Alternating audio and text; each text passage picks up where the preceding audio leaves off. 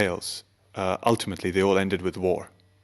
All three, and in the end, in fact, Narasimha actually literally tore the king's flesh. So ultimately, does that mean that one of the, and these scriptures are meant to give us the essence of how to reach God, so does that mean that we have to lead to war in order to get to God? You see, two things. Interesting thing that this young gentleman has mentioned. Sometimes in this guise of being non-violent, Ahimsa and Gandhi, we are too laid back. Sometimes we may be hiding cowardice under the guise of Ahimsa. Watch it. In fact, Gandhi told that. Don't use cowardice. Don't hide cowardice in the guise of Ahimsa. Ahimsa needs tremendous courage to stand up for ideals, high principles, and take it to its conclusion. Requires tremendous courage. So Ahimsa is not a minor idea. At the same time, you see, what is happening is this. These ancient stories are telling us that in many ways, the only way you could resolve human conflict or human issues was through violence. See the story of Ram and Ravana, story of Kansa and Krishna, the story of Narsi and Hiranyakashipu.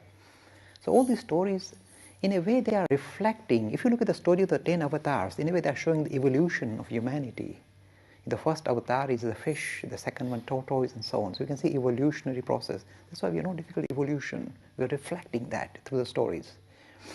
But here, the conflict was always seemed to end up in, if you like, violent resolution. But now we see we come with, say, Buddha, the 9th avatar. As human beings evolve, the way they resolve human issues also evolves. So with Buddha, we see the first time the 9th avatar of Vishnu, the Hindus say, look at the way he lived his life. What conflict? The message of peace permeated not only India, permeated whole of Southeast Asia. Without any bloodshed. Look, imagine, no bloodshed. This one gentleman, this one great personality managed to influence the whole of Southeast Asia. The first missionary religion was not Christianity, the first was Buddhism.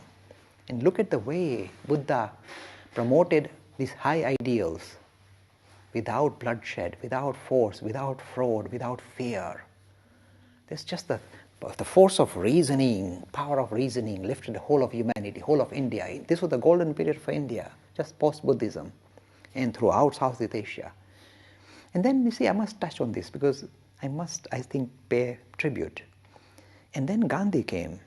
He picked up tools that came out from religion, Satya and Ahimsa, standing up for what is right, standing up for justice, and you doing it in a non-violent manner. So the idea of civil disobedience became visible for the first time. Now not only was it successful in it, but be careful, this comes in context. If Hitler was ruling India, Gandhi said, fight him physically, go for it and bomb him.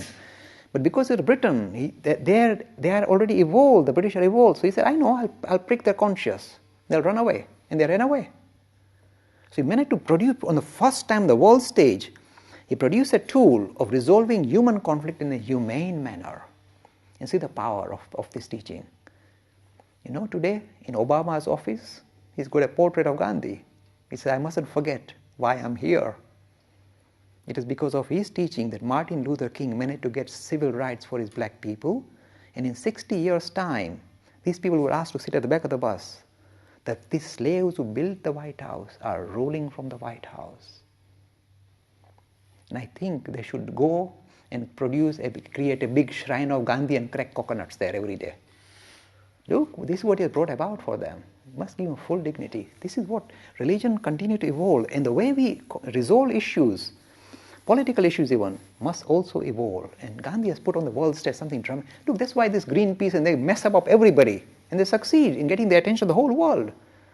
Without violence, they can really hold everything down. Civil disobedience, a very powerful tool that anybody can use.